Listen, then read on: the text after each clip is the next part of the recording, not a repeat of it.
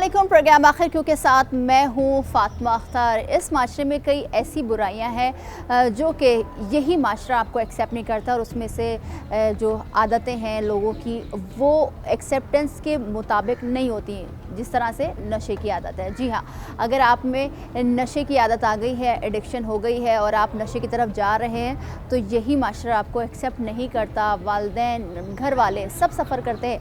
आज हम अपने प्रोग्राम में जिस टॉपिक पे बात कर रहे हैं, आपने सुन लिया कि नशे के पर बात कर रहे हैं।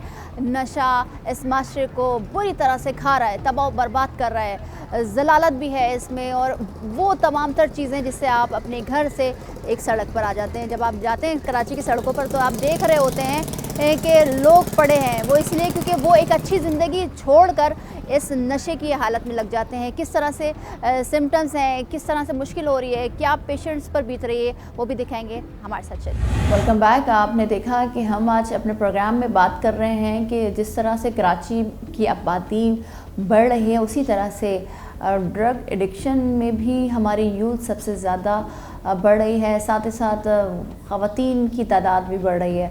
इस तमाम तरह सूरत हाल पर बात करने के लिए मैं इस वक्त मौजूद हूँ परवरिश रिकवरी सेंटर में और हम आज बात करेंगे कि जो रिहैबिलिटेशन सेंटर है इसमें कितने ड्रग एडिक्शन हैं और कितने रिकवर होके जा चुके हैं। और मेरे साथ मौजूद हैं सरबरा परवरिश रिकवरी सेंटर इमरान शाह साहब। अस्सलाम वालेकुम सर, कैसे हैं आप? ठीक हैं, बहुत शुक्रिया आपके वक्त का। सर, ये जो रिहैबिलिटेशन सेंटर आपने बनाया है, मुझे बताइएगा कि इसमें किन किन एजेस वाले अफराद, चाहे वो मेल हो या फीमेल हो, वो आ रहे हैं। जो नशा है वो जाहिर सी बात है माशरे को खा रही है। आप क्या समझते हैं कि क्या इक़दाम होने चाहिए और किस तरह से इसको ख़त्म होना चाहिए? देखिए, नशा तो ख़त्म नहीं होगा जी, एक बात जहन में रखिएगा। नशा का पूरी दुनिया में है, वो ख़त्म नहीं हो सकता। हाँ, ये ज़रूर है कि हम इलाज को बेहतर से बेहतर पाकिस्तान में अगर बात करें कि वे ऑफ ट्रीटमेंट या ट्रीटमेंट स्टाइल किस तरह से होगा। हम जब इसको बात करते हैं इंटरनेशनल स्टैंडर्ड में तो ये एक बीमारी है, नशे की बीमारी है, डिज़ीज़ है और हम जो है इसको डिज़ीज़ के तौर पे डील करते हैं। अगर यूनिवर्सल ट्रीटमेंट के हवाले से जो एविडेंस बेस्ड ट्रीटमेंट है उन तमाम चीज़ों को फॉलो करते हुए हम ट्रीटमेंट को फॉलो करते हैं। यहाँ तक आपने कहा किस एज ग्रुप से अगर हम बात करें, एज ग्रुप जो है तकरीबन आप ये स्टार्टिंग जो है नशा, कोई भी नशा करने की, वो 16 से 18 मतलब टीनेजर्स का ही होता है जहाँ वो स्टार्ट करते हैं और फिर आहिस्ता आहिस्ता आगे बढ़ते हैं। उसके लिए आगे जो बढ़ते हैं उसमें यही है सारा सिलसिला कि अगर उनमें डिजीज़ होती है तो फिर वो लॉस ऑफ कंट्रोल की तरफ जाते हैं और उस दौरान जो है फैमिली अमूमन जो है वो मुख्तलिफ टोटके इस्तेमाल करती है, फैमिली इलाज की तरफ नहीं आती। स्टिग्मा बहुत है इस बीमारी के साथ जुड़ा हुआ कि किसी को पता नहीं लग जाए कि यार हमारा बच्चा इस मसले में फंस गया है।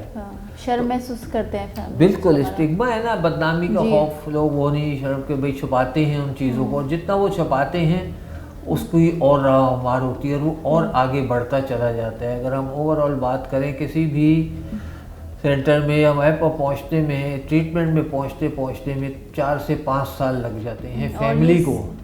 ये ड्यूरेशन बहुत इम्पॉर्टेंट होता है क्योंकि स्टार्टिंग में आप कह रहे हैं कि जब चीज़ें होती हैं और फैमिली को जब इन्फॉर्म होता है कि नहीं हमारा बच्चा वो ड्रग एडिक्ट बन चुका है। अच्छा सर, एक चीज़ हम इस पर ज़ाहिर से बात है पूरी डिटेल में बात करेंगे, मगर अगर खुदा न खास्ता किसी फैमिली में कोई बच्चा ड्रग एडिक्ट का मतलब ड्रग्स शुरू करता है, एडिक्शन होती नहीं है, शुरू करता है, तो उसके सिम्टम्स दिख रहे होते हैं। बिल्कुल, सिम्टम्स दिख रहे होते हैं। जैसे अगर नशा स्टार्ट ही करता है तो उसके सोने की रूटीन ख़राब हो जाएगी, उसकी तालीमी सरगर्मियाँ मुतासर हो जाएंगी, ठीक है ना, उसका खाना पीना मुतासर हो जाएगा। तो ये सिम्टम्स हैं कि हमने इनको चेक रखना है।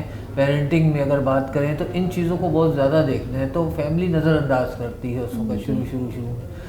तो उसके बाद भी जब पता भी लग जाता है फैमिली को कि चलो भाई कोई बात नहीं, छुड़ाने की कोशिश करते हैं आहिस्ता आहिस्ता सारा सिलसिला, तो वही स्टेज है। उसी स्टेज पे हमें फौरी तौर पे इक़दाम उठाने होते हैं और एक प्रॉपर प्रोफेशनल हेल्प लेनी होती है कि भाई क्या कर सकते हैं। ज़रूरी हो सकता है कि उस स्टेज पे उसको एडमिशन की ज़रूरत नहीं हो, एडमिट होने की ज़रूरत नहीं हो, बिल्कुल स्टेट है कि हम साइकोलॉजिकल सेशंस वगैरह हों और सारा सिलसिला उस चीज़ों से निकल जाए। लेकिन फैमिली या तो बहुत ज़्यादा उस पर सख्ती करके कोशिश करेगी, या पैरेलल दूसरा एनेबलिंग करके उसकी ख्वाहिशात पूरी करना, ये करना कि शायद इस वजह से सारा सिलसिला है, इस वजह से इससे नशे की तरफ चला गया है। ठीक है। तो दोनों ही तरीके गलत है कि ठीक है, जब हम एक बात करते हैं कि यार बीमारी है तो उसका इलाज है, कोई मसला नहीं, कोई मसले में पड़ गया है, ठीक है, हमें फौरी तौर पे प्रोफेशनल हेल्प लेनी चाहिए। सर आपने कहा है प्रोफेशनल हेल्प लेनी चाहिए, मगर हम जब किसी भी नशे में लगते हैं या किसी भी चीज़ की एडिक्शन होती है हमें, तो वो किस वजह से हो रही होती है? क्या हमारे माशरे में हमारा माशरा इस तरह बन गया है कि इस नशे को फैशन समझ रहे हैं, या पीस माइंड, क्योंकि आज जाहिर सी बात है हर शख्स, हर एज वाला शख्स, चाहे वो लड़का हो लड़की हो, परेशान है। वो इसलिए क्योंकि एक तो पढ़ाई का प्रेशर है, फिर महंगाई का प्रेशर है, फिर पेरेंट्स का प्रेशर है, फिर सबसे जो हम माशरा हमारा आगे बढ़ गया है कि स्टेटस के लिए भागना। तो आप क्या समझते हैं, क्योंकि जाहिर सी बात है आपके कई ये सेंटर्स हैं, रिहेबिलिटेशन सेंटर्स हैं, किस तरह से, क्या फैमिली बैकग्राउंड होता है, क्या कहा जाता है इन पेशेंट्स के हवाले से? देखिए, सभी चीज़ें इसमें पीयर प्रेशर भी है, देखा देखी भी है, जो आपने बात कही कि स्टेटस का, और ये सारी चीज़ें भी हैं। अगर हम ओवरऑल बात करें तो उसमें कहीं ना कहीं जब इस बीमारी की हम रूट कॉज की बात करते हैं तो वो उसके पीछे शेम ही होती है। ओके, ठीक है ना, वहाँ से स्टार्टिंग शुरू होती है। फिर उसको कभी एक्सपेरिमेंट होता है, उसका नशा करता है, तो क्योंकि नशा जो है हमारी फीलिंग्स को दबा लेता है, तो वो समझता है कि यार ये तो बहुत अच्छी चीज़ है, वो तजर्बा उसके लिए बहुत अच्छा होता है। फिर वो आहिस्ता आहिस्ता ही बढ़ता है। ज़रूरी नहीं है कि हर नशा करने वाला नशे का मरीज़ हो, ठीक है, हर नशा करने वाला नशे का मरीज़ नहीं होता, जिसके अंदर वो चेंज होती है, क्योंकि ब्रेन डिजीज़ है, ब्रेन में ऐसा चेंज आ जाता है जिसकी वजह से वो बेतहाशा नशा करता है।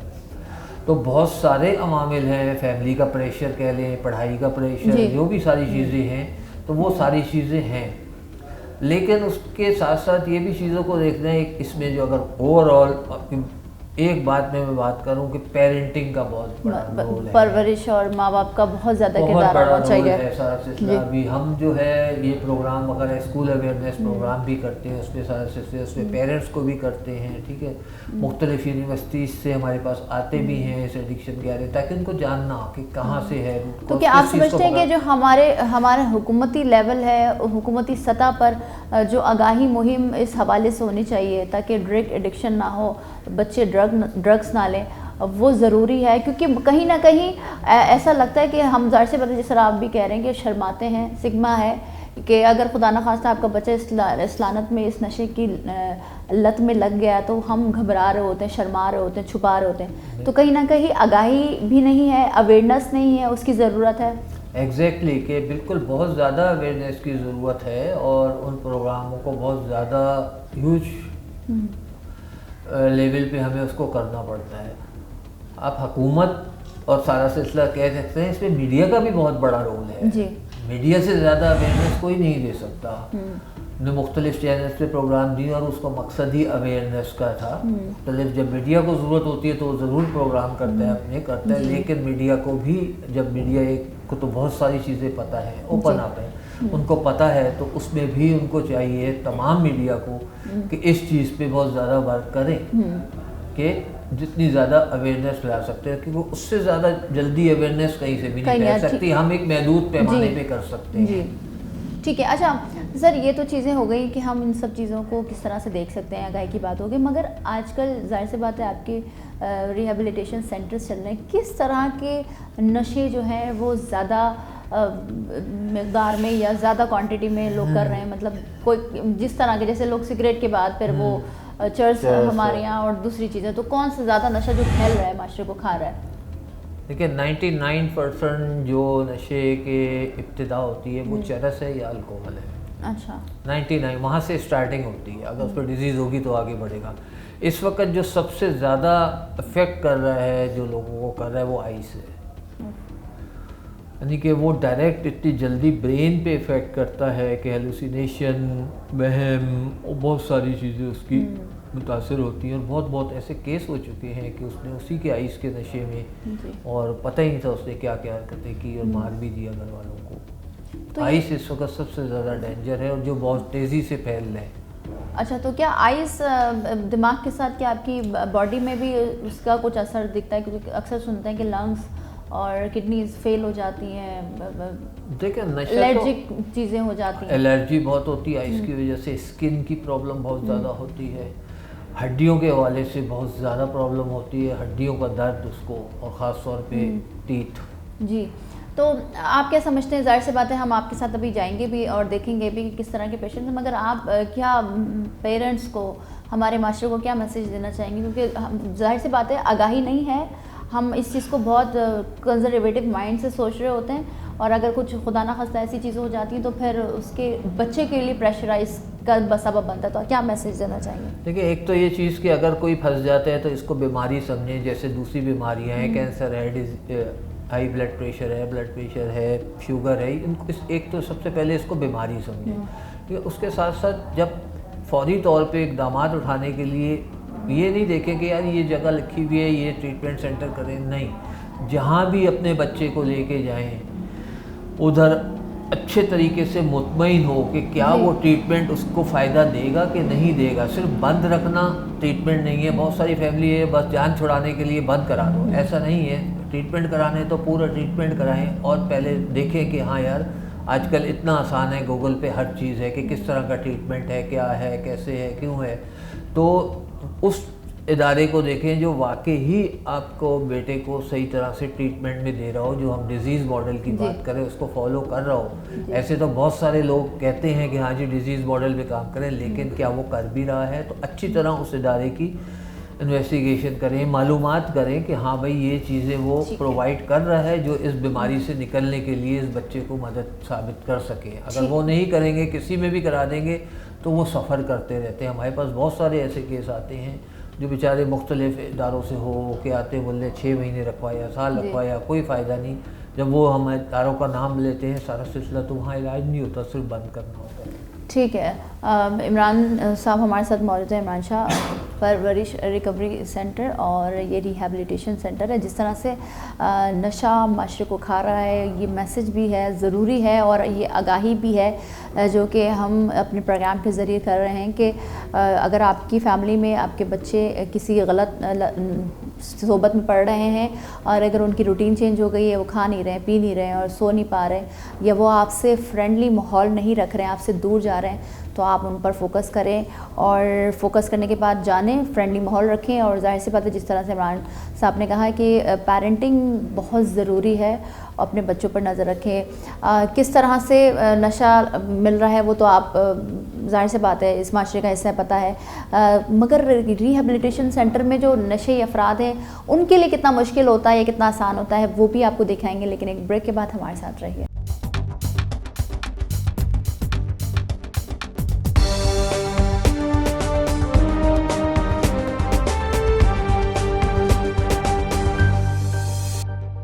Welcome back.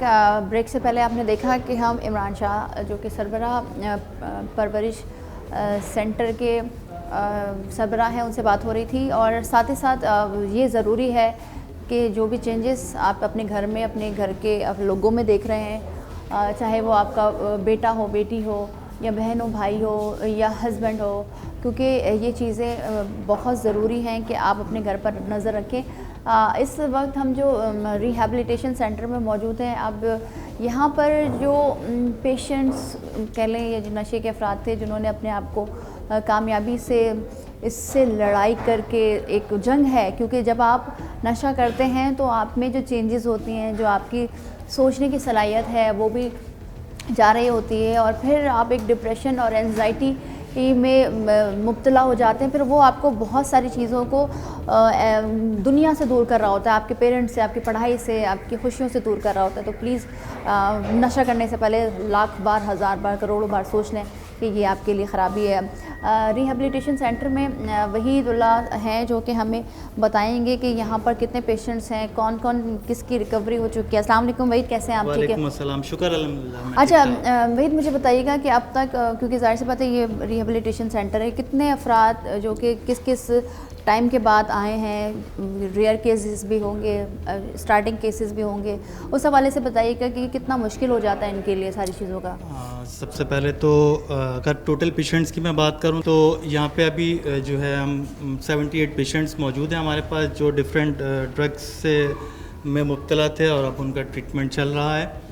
और अभी कुछ पेशेंट से मैं आपको मिलवाऊंगा भी जो सेकेंडरी लेवल के भी हैं और फर्स्ट लेवल के भी हैं। ये जो आप टर्म बता रहे हैं first reliable and second reliable, वो क्या चीज़ है ये भी बता फर्स्ट स्टेज जो स्टेज की बात है। मैं स्टेज की अगर मैं इंटरनेशनल लेवल पे बात करूं, ट्रीटमेंट का जो प्रोसीजर है वो प्राइमरी ट्रीटमेंट 3 मंथ्स का है जो इन हाउस होता है, और फिर सेकेंडरी लेवल का जो ट्रीटमेंट है वो हाफ हाउस का प्रोसीजर होता है। मींस कि हम इनको विजिट्स पे भी भेजते हैं, कुछ का 8 घंटे का विजिट होता है, कुछ का नाइट का विजिट होता है, कुछ का 24 आवर्स का। इस तरह हम डिफरेंट तरीके से जो है वो इनको ट्रीटमेंट फैसिलिटीज़ प्रोवाइड कर रहे होते हैं। और यहाँ पे जैसे ग्रुप्स हैं, लेक्चर्स हैं, उससे भी इनकी बीमारी के बारे में, जैसे सर ने आपको बताया था, सर इमरान ने, कि हम आगाही देते हैं सबसे पहले कि किस तरह इस बीमारी से आपको यहाँ पे जाते हुए बचना है, या किस तरह रिलैप्स से आप दोबारा नशे की तरफ जाने से बच सकते हैं। तो उसके लिए ग्रुप्स हैं, लेक्चर्स हैं, और सबसे इम्पोर्टेंट चीज़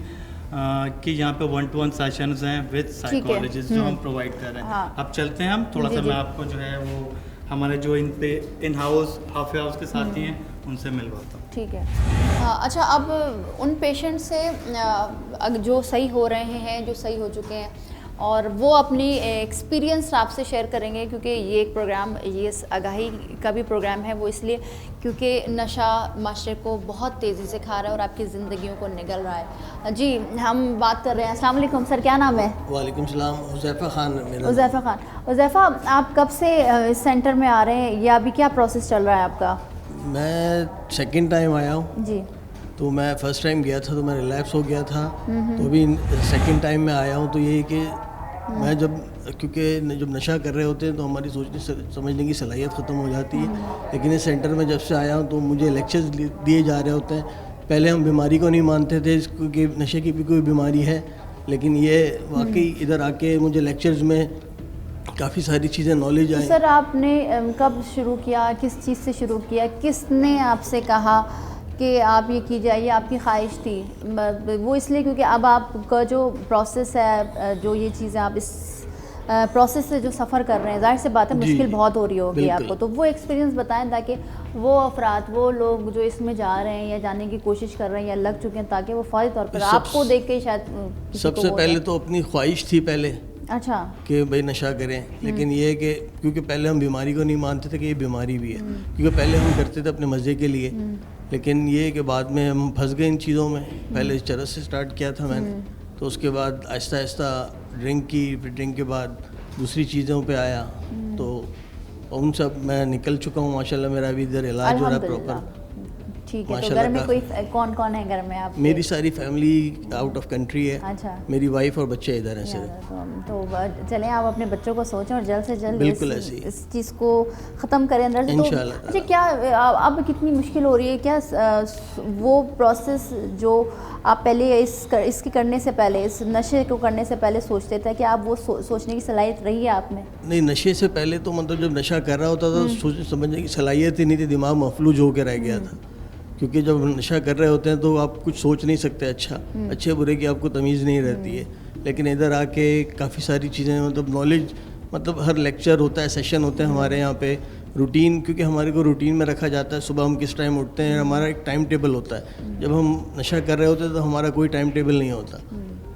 ठीक है वहीद, मैं ये जानना चाहूँगी, ये इनका stage I think second stage है, जो कि इनिशियली तौर पर नहीं, क्योंकि उन्होंने बताया कि बहुत ज़्यादा पहले उन्होंने चर्च ली, उसके बाद जो दीगर नशे वो स्टार्ट किया।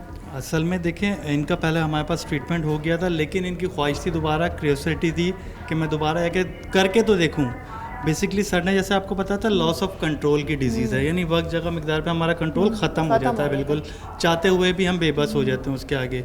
तो इनका अभी 3 मंथ्स कंप्लीट नहीं हुए, तो ये मींस कि अभी हमारे पास प्राइमरी ही ट्रीटमेंट। और ये यही रहते हैं या अपने घर भी जाते हैं? नहीं, अभी इनका क्योंकि प्राइमरी ट्रीटमेंट है, सेकेंडरी ट्रीटमेंट में हम घर पे भेजते हैं, विजिट करवाते हैं, तो अभी ये इन हाउस ही हैं। इन हाउस हैं। अच्छा, और भी लोग हैं। अस्सलाम वालेकुम भाई, कैसे हैं आप? ठीक हैं? क्या नाम है आपका? फवाद। क्या किया, कब किया, किस तरह किया? किसी ने फोर्स किया आपको कि नशा करें, या आपकी ख्वाहिश थी? वैसे अगर कोई कहता है कि उसने किसी के फोर्स में आके किया, तो मैं इस चीज़ को नहीं मानता, क्योंकि इंसान की अपनी ख्वाहिश होती है।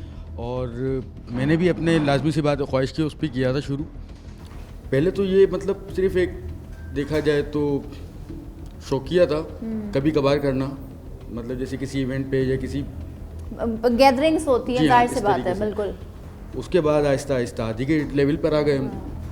जब आदि बने तो हमें इस चीज़ का एहसास नहीं हुआ कि हम इसके मरीज़ भी बन सकते हैं। और सीधी बात मैं आपको बताऊं तो इसके मरीज़ होने का एहसास भी हमें यहाँ पर ही आने के बाद हुआ है।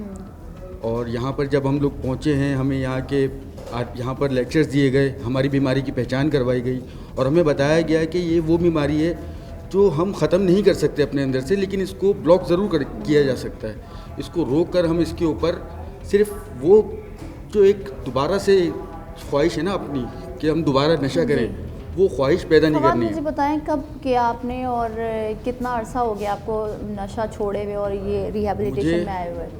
मुझे यहाँ पर तकरीबन 2.5 महीने हो गए ट्रीटमेंट में जी। और बहुत अच्छा फील करता हूँ मैं यहाँ पर आने के बाद। ठीक है। काफ़ी कुछ तो मुझे यहाँ स्टार्ट कब सीखने से किया मिला था है। आपने और किस किस चीज़ मैंने से सन 2013 में स्टार्ट किया था, चरस से स्टार्ट किया था। अच्छा।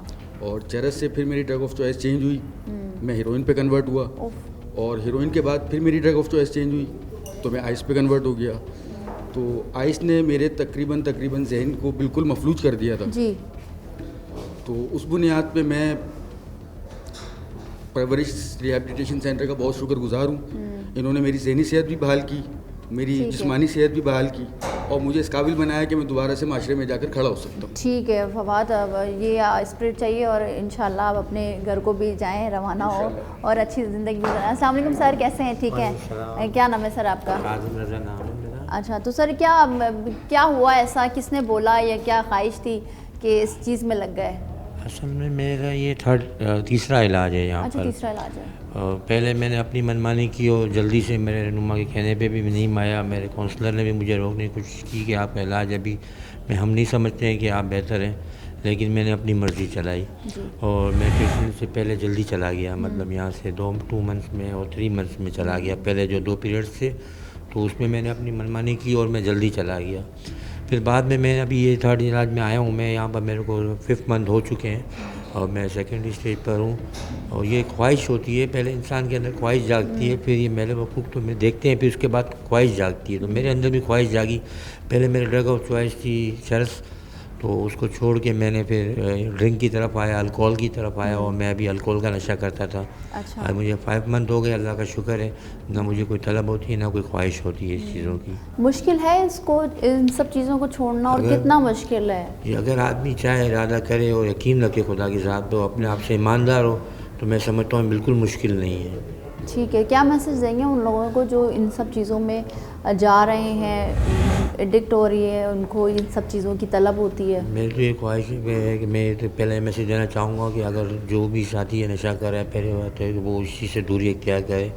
इस वजह से इससे कि चारों पहलू भी मुतासिर होते हैं, दुनिया भी फैमिली भी मुशाविर, सफ़र करती है सर, हैं? फैमिली भी मुश्किल फैमिली भी में आ मुतासिर जाती है। होती है ना, माशरती ताल्लुकात ख़राब होते हैं, जहनी ताल्लुकात ख़राब होते हैं और सारे ताल्लुकात भी ख़राब होते हैं और ठीक है। इससे माशरे में भी इज़्ज़त ख़राब होती ठीक है। अच्छा, ये माशरे का हिस्सा है, हम इनको पेशेंट्स नहीं कहेंगे, मगर क्योंकि इन्होंने अपनी ख्वाहिश और के मुताबिक इन सब चीज़ों को एडिक्ट किया, मतलब कोई भी नशा है उन्होंने किया, मगर ये अब अच्छे हो रहे हैं। इंशाल्लाह ये अच्छे होकर अपनी फैमिली में दोबारा जाएंगे। और कुछ फैमिलीज़, जाहिर सी बात है, इन तमाम तरह सारी चीज़ों में अगर आप गलत काम कर रहे हैं, कोई ऐसी चीज़ पे लग रहे हैं जो कि माशरे में वो चीज़ गलत है, तो इससे सबसे ज़्यादा मुतासिर आपकी ज़ात होती है और आपकी फ़ैमिली होती है, जिसमें आपके माँ बाप, बहन भाई, अगर आप शादीशुदा हैं तो आपकी बीवी, बच्चे, और फिर माशरे में आपको इज़्ज़त की निगाह से भी नहीं देखा जाता। हम इस वक्त रिहैबिलिटेशन सेंटर में मौजूद हैं और इन्हीं की ज़बानी, जो कि ड्रग एडिक्शन थी इनको, अब ये एक ऐसे सफ़र पे निकल चुके हैं, ये अपने आप से जंग लड़ रहे हैं, क्योंकि ज़ाहिर सी बात है तलब और ख्वाहिश दोनों इंसान के अंदर मौजूद है। और अल्लाह ताला की जानिब से भी ज़ाहिर से बात है, हम इस्लाम की भी बात करते हैं, बीइंग अ मुस्लिम, कि बुराई से बचो और बुराई से बचना है तो अपने नफ्स पे काबू करो, और नफ्स का ताल्लुक ख्वाहिश से और तलब से बहुत ज़्यादा है। यहाँ पर लेंगे एक ब्रेक के बाद भी हाजिर होकर आपको दिखाएंगे कि कितने पेशेंट्स और किस तरह से लड़ रहे हैं और वो क्या कहना चाहते हैं। और ये गहाई प्रोग्राम भी है उन माशरे के उन लोगों के लिए जो कि नशे को समझते हैं कि ये बहुत अच्छी चीज़ है। एक ब्रेक के बाद हाजिर होंगे, हमारे साथ रहिए।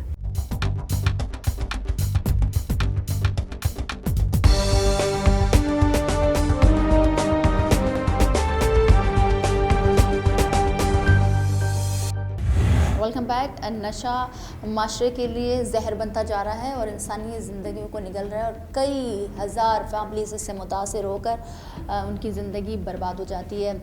मुझे ये बताइएगा कि बहुत मुश्किल होता है पेशेंट्स जो ड्रग एडिक्शन के जो लोग होते हैं उनको एक सिलसिला जो जाहिर सी बात है एक काउंसलिंग, फिर उनकी रूटीन्स को सेट करना और उनको बहुत मुश्किल से काबू, क्योंकि इसमें साइकोलॉजिकली भी बहुत क्या कह सकते हैं प्रॉब्लम्स के अलावा भी जो एक्सेप्टेंस बहुत मुश्किल है। और फिर उनके फीड्स भी आते हैं उनको इस तरह के कि वो उनको तलब जब होती है कि दे वांट कि वो मिल जाए और हम स्टार्ट कर दें।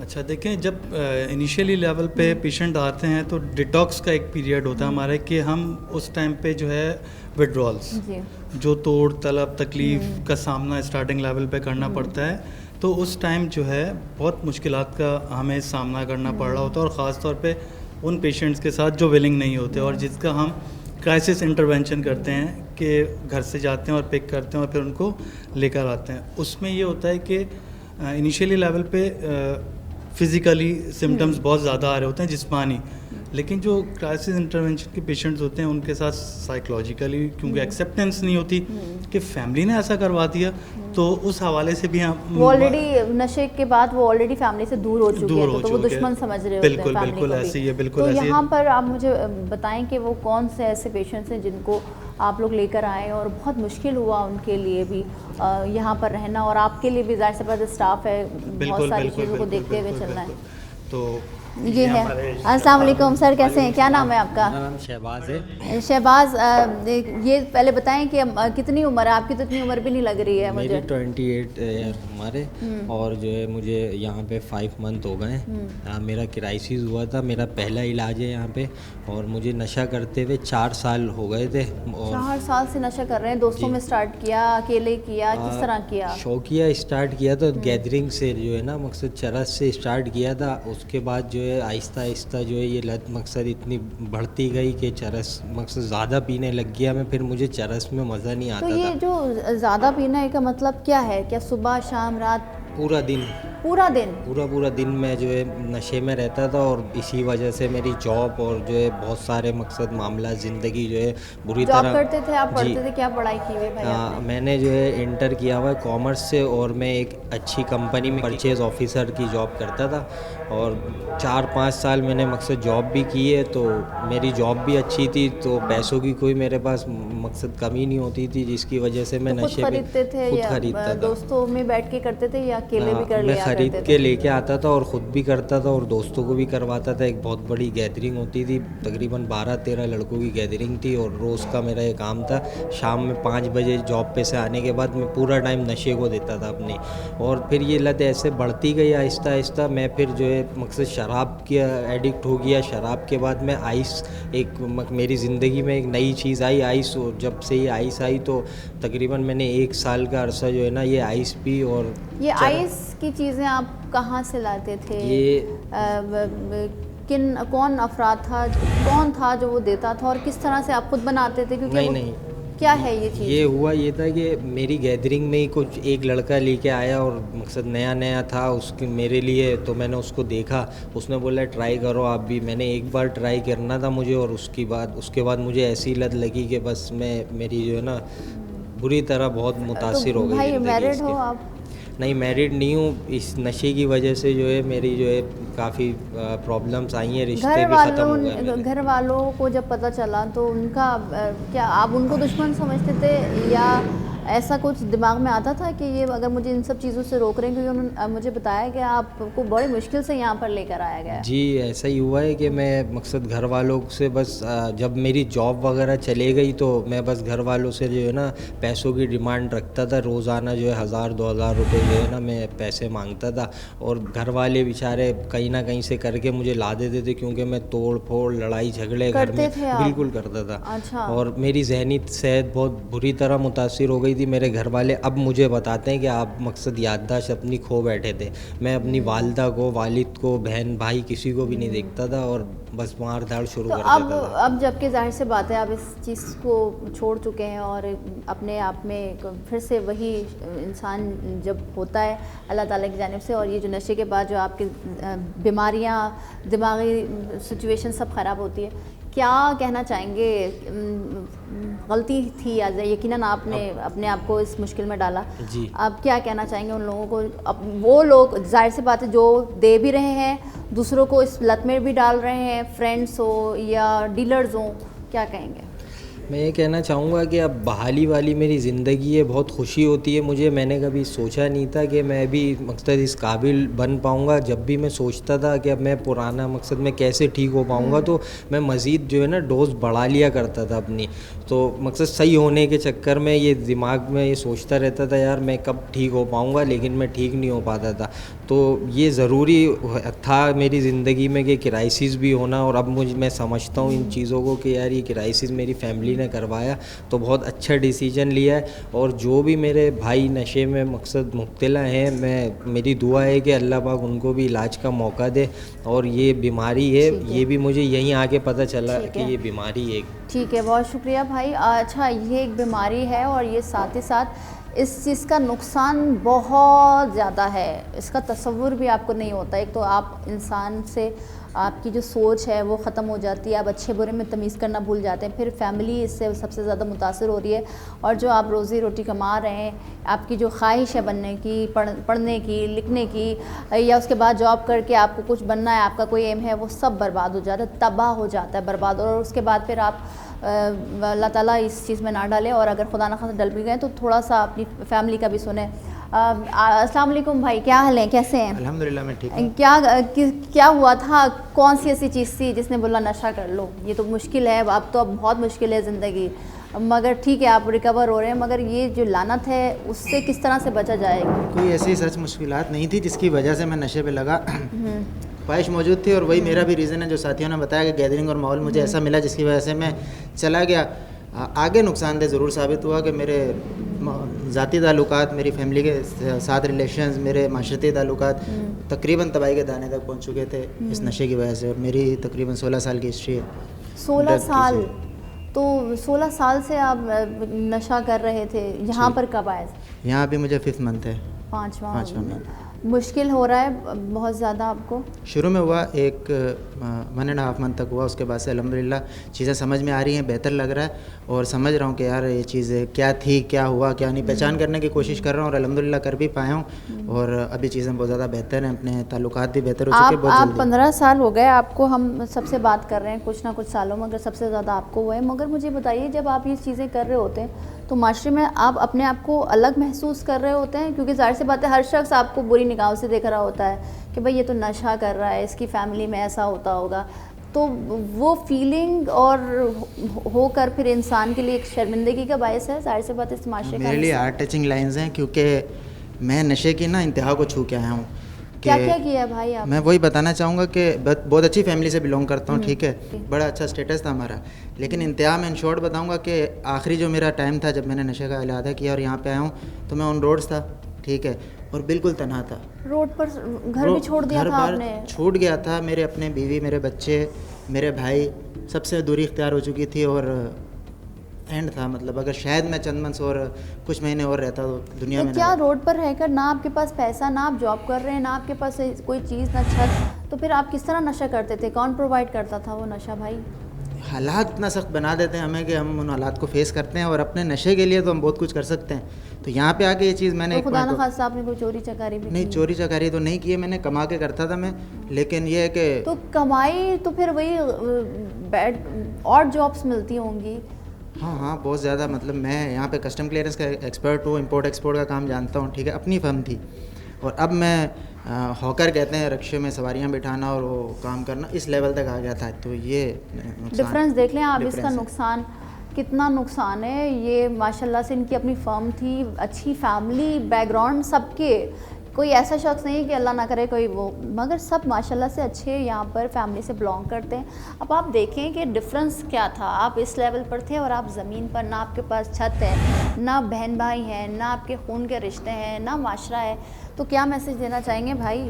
इतनी मुश्किलात और अपने आपने पाँव में कुल्हाड़ी मारी, फिर उसके बाद आपके साथ ये जो हुआ है तमाम तर वाक़या, इसके बाद क्या मैसेज देना चाहेंगे? मैसेज यही देना चाहूँगा कि शुरू में बेशक शौक़ के तौर पे करें, ट्राई करने के तौर पे करें, लेकिन इन दी एंड यही होगा जो मेरे साथ हुआ है। तो नशे से इनकार, ज़िंदगी से प्यार, यही मैसेज दे सकता हूँ। सही है, बहुत अच्छी बात बोली। और ये तमाम तर चीज़ें आप खुद देख रहे हैं कि अब आप देखें अल्लाह ताला ने इंसान को कितनी खूबसूरत प्यारी ज़िंदगी दी, रिश्ते इतने अच्छे बनाए, माशरे में एक आपकी इज़्ज़त होती है जब आप अच्छी राह पे चलते हैं, मगर आप उसी गलत राह को इख्तियार करते हैं तो फिर ना आपकी फ़ैमिली, ना आपके खून के रिश्ते और सारे मामला ख़त्म हो जाते हैं। आपकी बिज़नेस हो या जॉब हो या आपको माशरे में हकारत की निगाह से देखा जाता है, तो इसलिए बुराई से बचें। क्या नाम है भाई आपका? मेरा नाम अर्श, मैं नशे का मरीज़ हूँ। नहीं तो आप तो बहुत छोटे हो, कितने साल के हो? 16 साल है। कब से नशा कर रहे हो मैं आप? 13 साल की एज से नशा पे लग गया था। स्टार्टिंग मेरा चर्च से हुआ था। 13 साल में स्कूल जाते थे आप भाई? जी जाता था। तो स्कूल में किया, बाहर किया, दोस्तों के साथ किया, कहाँ? स्कूल में नहीं, गैदरिंग मिली थी मेरे को चरस की, तो मैं चरस पीता था, शौक किया, सिगरेट वगैरह, मावे वगैरह, चरस शौकिया पीता था। वो शौक़ मेरी कब आदत में तस्लीम हुई मुझे वो पता नहीं चला। करते करते फिर मैं आइस की तरफ स्विच हुआ। जब मैं आइस की तरफ स्विच हुआ तो मेरी ज़हनी सलाहियत और माशरे में जो इज़्ज़त थी वो तमाम चीज़ें ख़राब हो चुकी थी। जितने भी जो चीज़ें मेरे घर वाले मुझे बताते थे मैं वो करता नहीं था, मतलब बिल्कुल माइंडलेस हो चुका था, अपने आप को सेल्फ हार्म करता था। अपने घर वालों से मेरा शऊरी राब्ता, अल्लाह ताला से मैं दूर हो चुका था, तमाम किस्म की चीज़ों से दूर हो चुका था, एक अपनी लाइफ में मगन रहता था। नशे की ज़िंदगी में ही सिर्फ मैं और आइस होते थे जो हम दोनों कर रहे होते थे। ठीक है, अब ये देखें इस भाई की उम्र बहुत छोटी है, 16 साल का है और इसने 13 साल में ही ये जो लानत है अपने ऊपर ले लिया, हाथ में ले लिया। अब बहुत मुश्किल है, बहुत मुश्किल है इस माशरे में अपने नफ्स पर कंट्रोल करना, और नफ्स पर जिसने कंट्रोल किया वो ज़ाहिर सी बात है का बादशाह कहलाता है, ये तो इस्लाम ने भी कहा है। साथ ही साथ हम ये बात कर रहे हैं कि गाही की भी बहुत ज़रूरत है। पेरेंट्स अपने आप को बहुत बच्चों पर नज़र रखें और फ्रेंडली माहौल दें ताकि वो आपसे बात करें और अपने दिल की बात, अपनी चीज़ें शेयर करें। ये ना हो कि उनको घर में नज़रअंदाज किया जाए और उसके बाद वो जाकर बाहर नशे की हालत में अब घर में वापस आएँ। तो ये तमाम तर चीज़ें हैं, पेरेंट्स को बहुत तवज्जो देने की ज़रूरत है और माशरे को भी समझना चाहिए कि अगर खुदा न खासा कोई आपके बच्चों को इस तरफ राग़िब कर रहा है तो उस पर फ़ौरन एक्शन लें। यहाँ पर लेंगे एक ब्रेक के बाद आपको मज़ीद भी इस पर चीज़ें दिखाएँगे और जो कि बहुत ऐसे ऐसे वाक़ये हमें सुनने को मिलते हैं जो हमारी रूह काँप जाती है। एक ब्रेक के बाद हाज़िर होते हैं।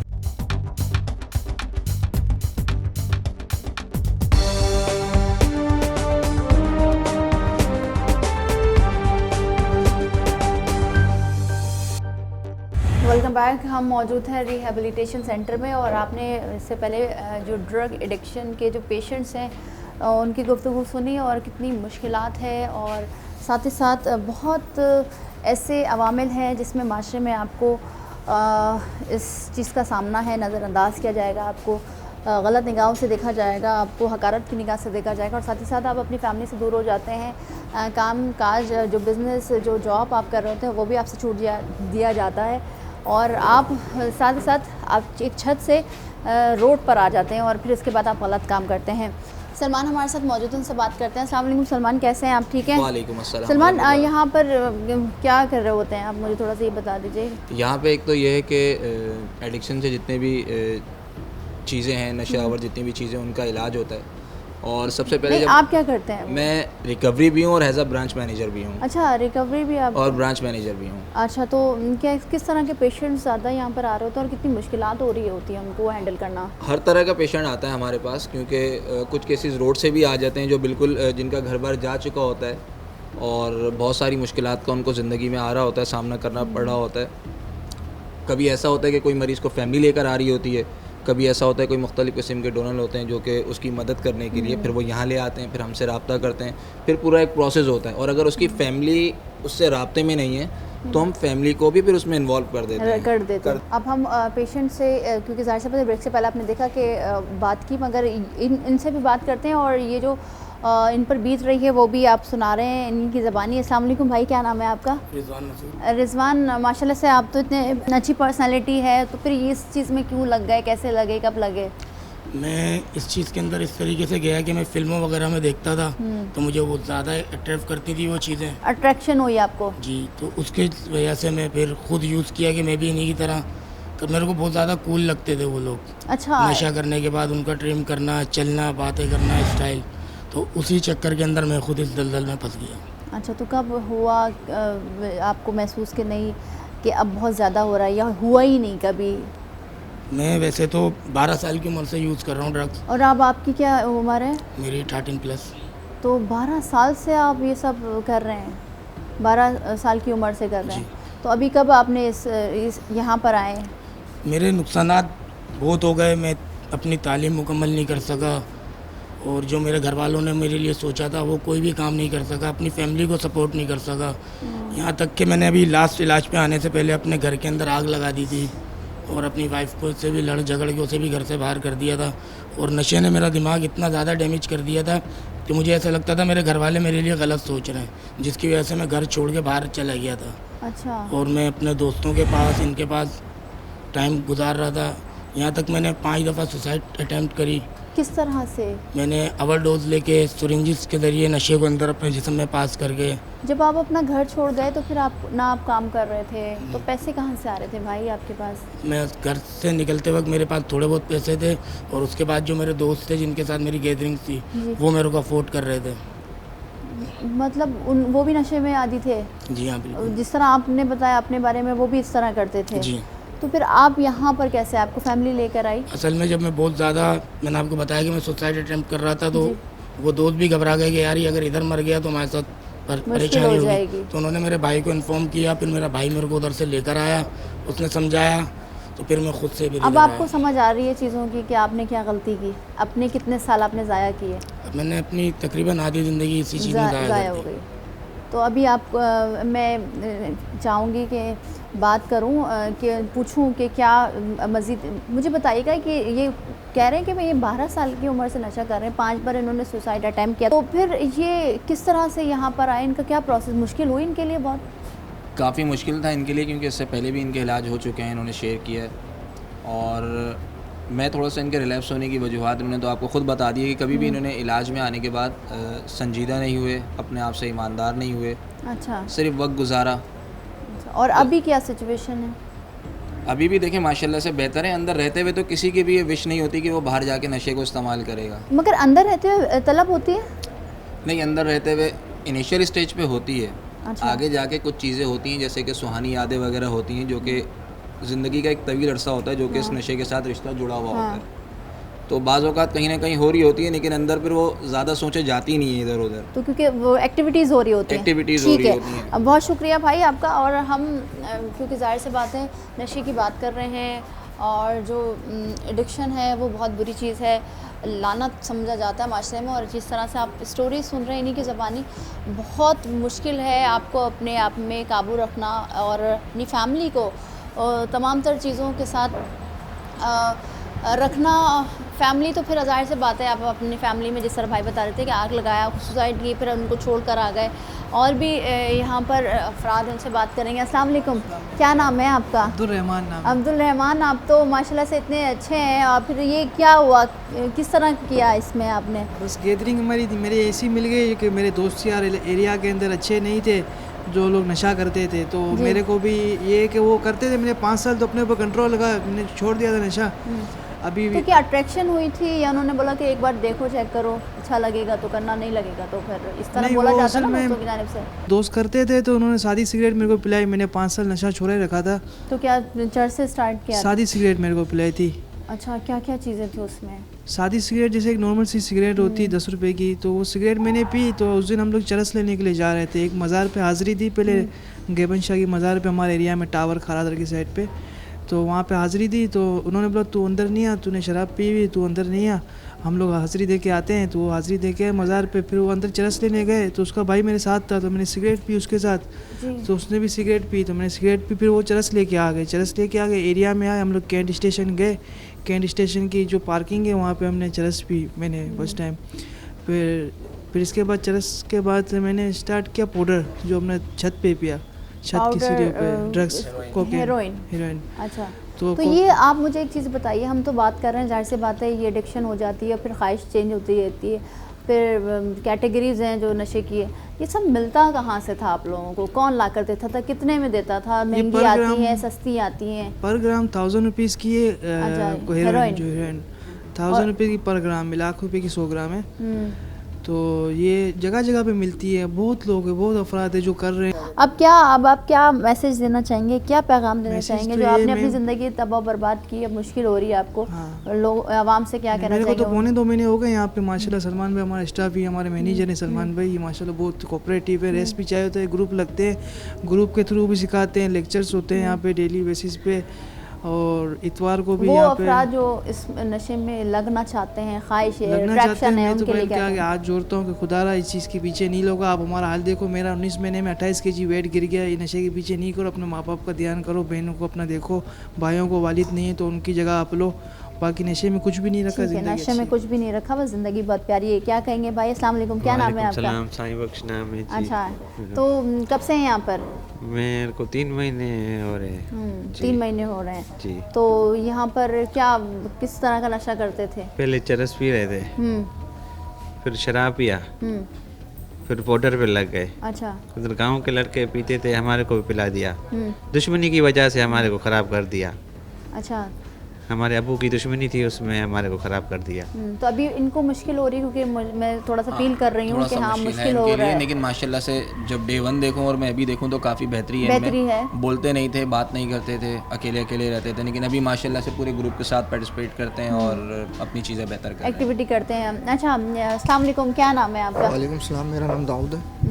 दाऊद, कहाँ रहती है आपकी फैमिली और ये क्या हुआ आपके साथ? किसने बोला? क्योंकि ज़ाहिर सी बात है, आप एक अट्रैक्शन भी है, फिर दोस्त भी कह देते हैं, कहीं से मिल जाती हैं चीज़ें, तो पहले तो आपने अपने पैसे नहीं खर्च किए होंगे, यही स्टोरी होती है। मैं ऐसा डीजे था। अच्छा, डीजे थे आप? जी, तो यानी कि मैं पार्टीज वगैरह में प्ले आउट करता था, तो वहाँ जाके मेरे को एडिक्शन लग गई थी। तो मैं यानी कि चरस वगैरह पीने लग गया, अल्कोहल इस्तेमाल करने लग गया, तो इसी से मज़ीद आगे बढ़ता रहा। अच्छा, तो जैसे कि मैं फिर अपना इलाज का सोचा, फिर मैंने अपने इलाज पे आया। तो ये कितना अरसा हो गया आपको भाई? क्योंकि आप तो माशाल्लाह से डीजे, आपको तो अच्छी इनकम भी हो गई आपकी माशाल्लाह से। 6 से 7 साल हो गए थे इस प्ले आउट के अंदर।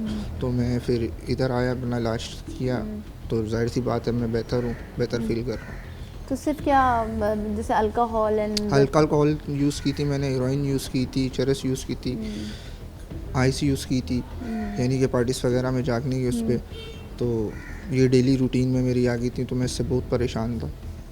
तो क्या आप हमें जो देख रहे हैं, जो आपको देख रहे हैं, जो आपको सुन रहे हैं, उनको क्या मैसेज देना चाहिए? मैसेज यही कि इन चीज़ों के अंदर कुछ नहीं रखा गया, अपनी लाइफ के बारे में सोचें और आगे बढ़े ज़िंदगी में। ठीक है, बहुत शुक्रिया। अपने बारे में और अपनी फैमिली के बारे में, इन सब चीज़ों में लगने से पहले, नशे की लत में लगने से पहले, और उसको अट्रैक्शन भी है तो अगर वो करने जा रहे हैं, और ये सोच लें कि ये जो जिन अफराद की हमने स्टोरीज़ आपको बताई, यही सुन लें तो आप शायद नशों में ना लगें, क्योंकि इनके साथ जो बीत रही है ये जानते हैं। ज़ाहिर सी बात है, उन्होंने गलत रास्ता इख्तियार किया, अपनी फैमिली से दूरी, फिर जॉब, काम काज सब ख़त्म हो गया। फिर आपके पास जो छत होती है, जो घर, जो कि बहुत प्यारा होता है, आप काम करें, किसी भी दुनिया में किसी भी मकसद के लिए जाएं, मगर आपके एक अल्फाज होते हैं कि आपने वापस घर जाना है, क्योंकि हमें घर जाना होता है और घर ही हमारी अच्छी लाइफ होती है। आपके बहन भाई, माँ बाप, बीवी बच्चे, खुदा रहा है उनके बारे में सोचें। और ये जो एडिक्शन है, ये बहुत गंदी लानत है। साथ ही साथ हुकूमती सतह पर भी आगाही की ज़रूरत है, NGOs के ज़रिए भी आगाही की ज़रूरत है, और मीडिया तो आगाही दे ही रहा है। और इस प्रोग्राम के साथ हम ये भी कहना चाहेंगे आपको कि अपने बच्चों पर नज़र रखें। पेरेंट्स, वालिदैन का किरदार बहुत इंपॉर्टेंट है, क्योंकि ज़ाहिर सी बात है, माशरे में जो अच्छा इंसान होता है, जो बाकिरदार होता है, या जिनकी मिसालें दी जाती हैं, वो भी ज़ाहिर सी बात है उनके सामने भी वालिदैन की परवरिश होती है और वालिदैन उनकी परवरिश करते हैं। साथ ही साथ हम यही कहना चाहेंगे कि आखिर क्यों इतने लेटेस्ट दौर में और हर चीज़ मालूम होने के बावजूद नशे जो बेच रहे हैं, जो पाउडर बेच रहे हैं, जो चर्स बेच रहे हैं, उनके ख़िलाफ़ क्रैकडाउन क्यों नहीं होता हुकूमती सतह पर, जो कि अब अशद ज़रूरत है, क्योंकि नशा इंसान की ज़िंदगियों के साथ, उनके जानो माल के साथ, और कई सैकड़ों, हज़ारों, लाखों ज़िंदगियाँ बर्बाद कर चुका है और फैमिली को तबाह बर्बाद कर चुका है। आज के प्रोग्राम से इतना ही, मिलता है अगले प्रोग्राम में। मुझे दीजिए इजाज़त, अल्लाह हाफ़िज़।